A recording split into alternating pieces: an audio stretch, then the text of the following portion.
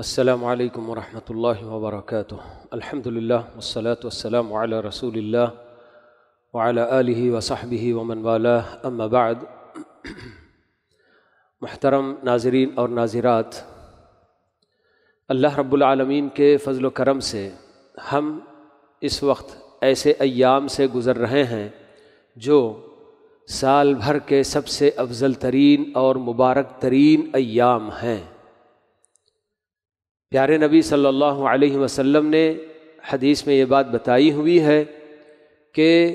ذی الحجہ کے شروع کے 10 دن ان میں جو بھی نیک عمل کیا جاتا ہے تو اللہ تعالیٰ کو وہ بے تحاشا پسند ہے۔ دوسرے اور دنوں میں بھی نیک اعمال کیے جائیں گے، مگر ان دنوں میں کرنے سے بھی ان دنوں میں، ان 10 دنوں میں، ذی الحجہ کے شروع کے 10 دنوں میں جو بھی نیک عمل کیا جائے تو وہ اللہ تعالیٰ کو دیگر اور دنوں میں کرنے کے مقابلے میں زیادہ پسندیدہ ہے۔ تو یہ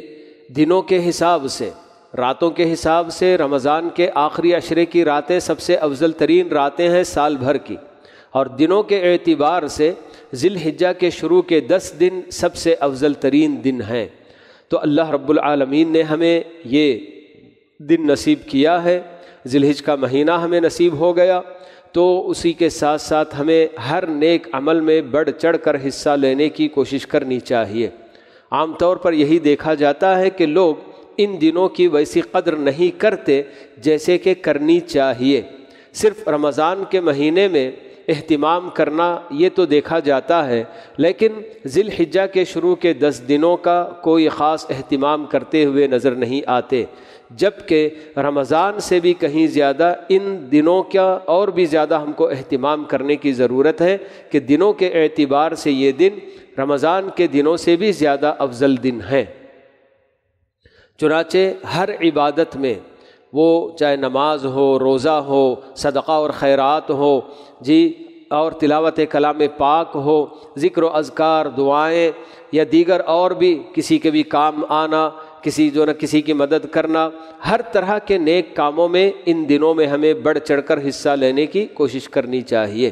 اللہ تعالی ہم سب کو اس کی توفیق نصیب فرمائے۔ یہ دن اس لیے بھی سب سے زیادہ افضل قرار دیے گئے ہیں کہ اس میں بہت بڑی بڑی عبادتیں ایک ساتھ اکٹھی ہو جاتی ہیں۔ نماز بھی ہے، کوئی زکوٰۃ بھی اپنی اس میں دینا ہے تو دے سکتا ہے، اور روزے بھی رکھے جاتے ہیں، نفل روزے، اور اسی طرح سے حج کی عبادت بھی، قربانی کی عبادت بھی، ایک سے ایک عبادتیں ان دنوں میں جمع ہو جاتی ہیں جو کہ اور دنوں میں جمع نہیں ہو سکتی۔ تو اس لیے اہل علم نے بتایا کہ ان دنوں کی قدر و قیمت اور ان کا مرتبہ اور مقام اتنا اونچا ہے۔ تو بہرحال اللہ رب العالمین ہم سب کو ان